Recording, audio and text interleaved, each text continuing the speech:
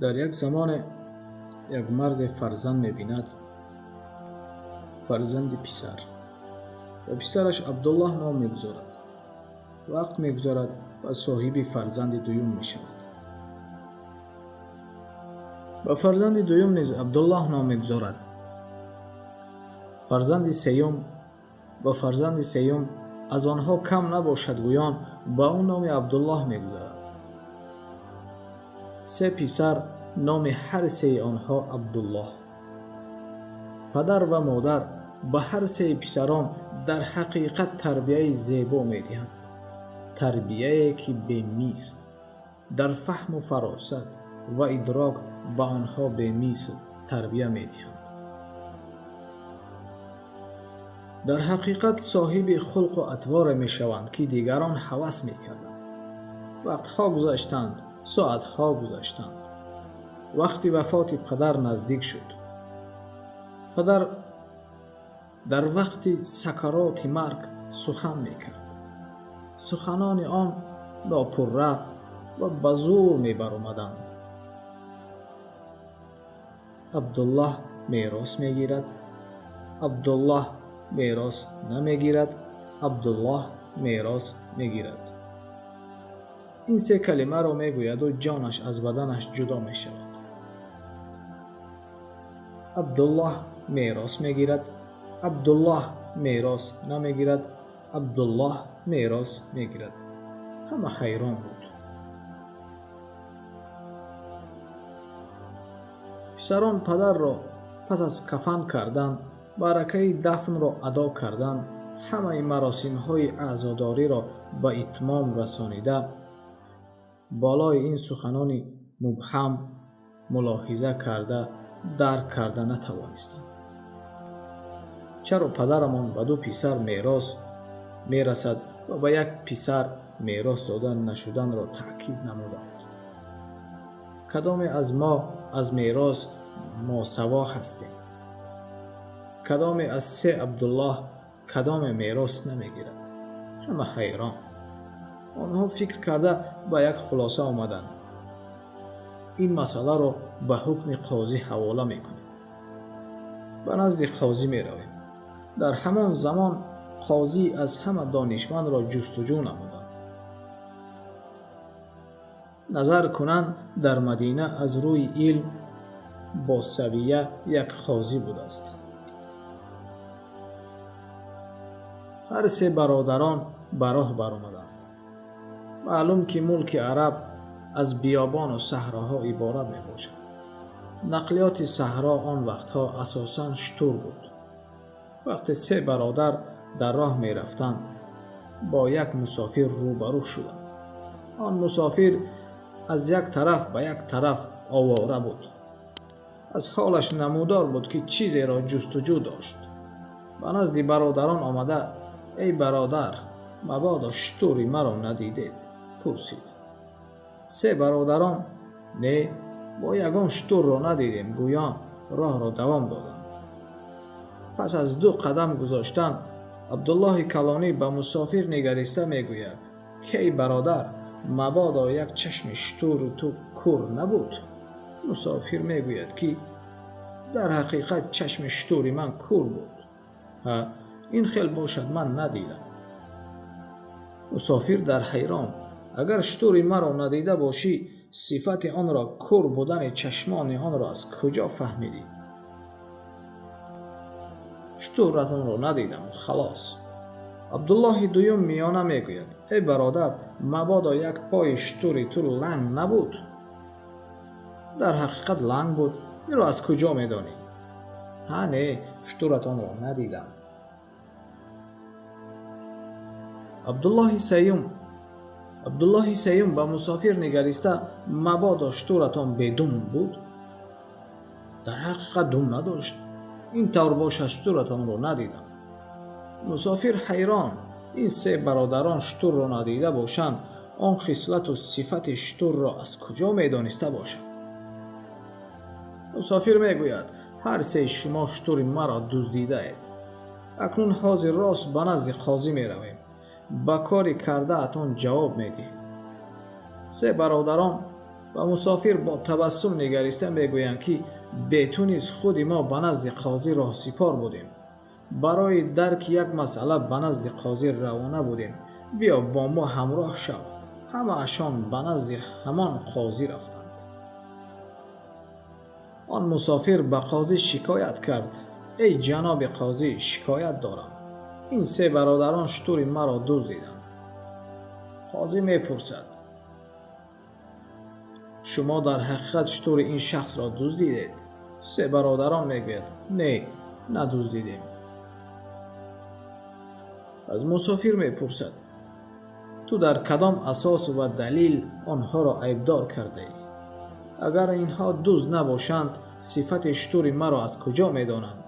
شتر من کور بود، برادر کلانی کور بودن آن را گفت.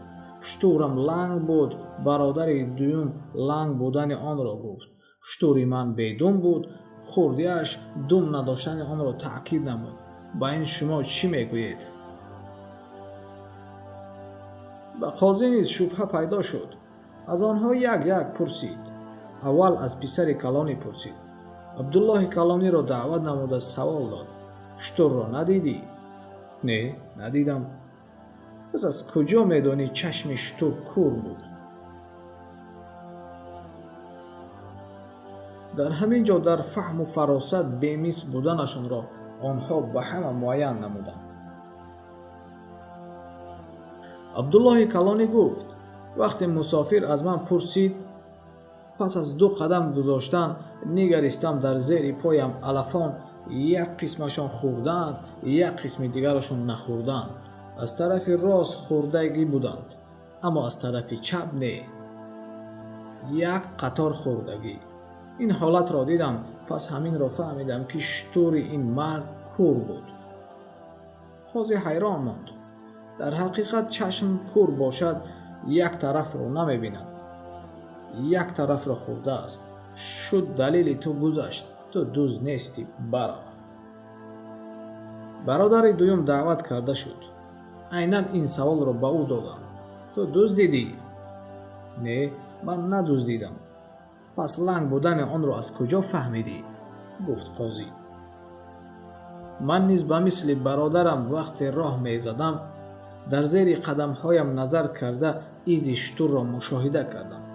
یک ایز شتر چقورتر گذاشته بود، ایز دیگری باشد آهسته گذاشته شده است.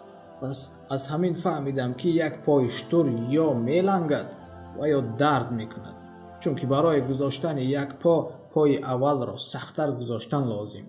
هر دو ایز هر گونه بودنش را دیده آن را لنگ بودنش را درک کردم. فراست اعلا. شد دلیل تو نیز گذشت، گفت قاضی. سیومش را دعوت کرد. سیوم چی گفته بود؟ شتر دم نداشت. این را چگونه اثبات میکنی؟ برادر خردی عبدالله گفت که من تمام صفتان شتر را خوب میدانم. نسبت شتر تمام معلومات ها را میدانم. شتر در وقت اخلاطش را به بیرون برآوردن دم داشته باشد این طور خارج میکند و دم نداشته باشد این طور خارج میکند. اخلاط شتر را دیده فهمیدم که شتر دم ندارد، گفت. قاضی در حیران. قاضی علاج دیگر نداشت. قاضی مسافر را دعوت کرده به او گفت که این نفران دزد نیستند. تو را خودت درستتر جستجو نما. مسافر را به بیرون برآورد. 3 برادران پس نسبت مسئله خودشان به قاضی سوال دادند. پدرم در وقت وفات کردنشان این جمله ها را به ما گفتند.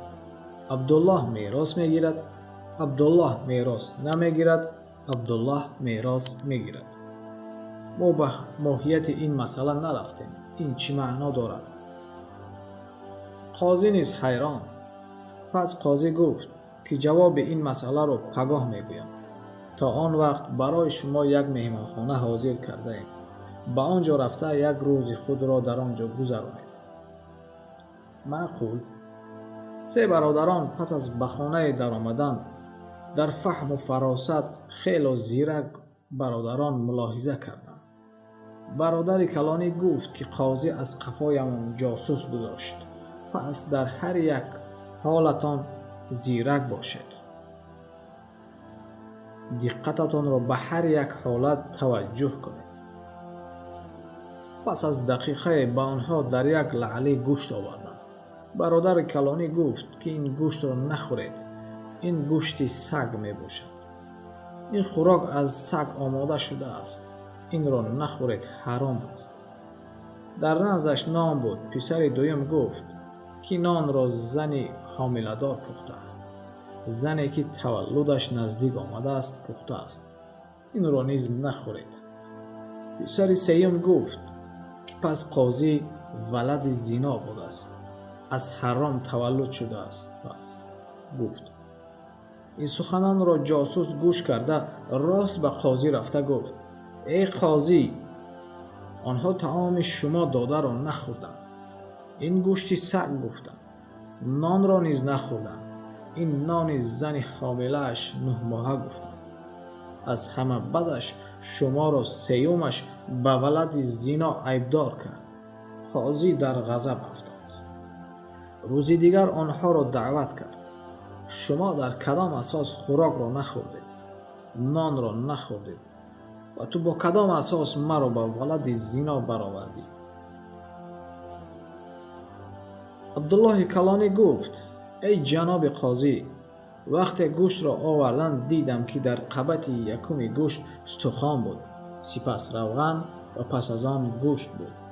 این به مثل گوشت چارپاهای حلال شده نبودند و حالان که گوشت چارپاهای حلال شده برعکس آن می باشند.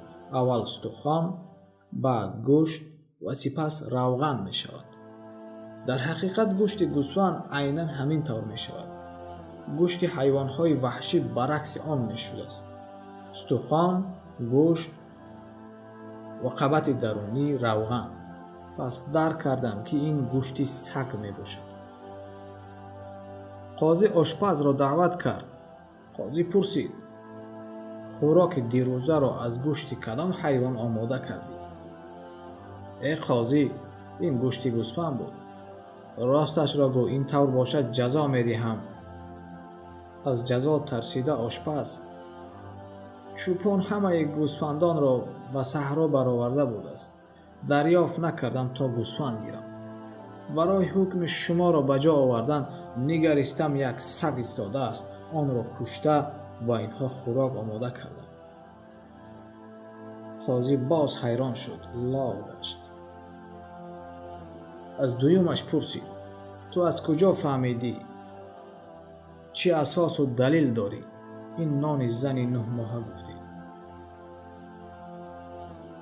در وقت نان را در تنور چسبانیدن، شکم زن حامله‌دار در تنور چسبیدن نان را به طرز درست چسبانیدن نمیتواند. در وقت کندن نیز او نمیداند که پس و پیش نان پخته است یا نه.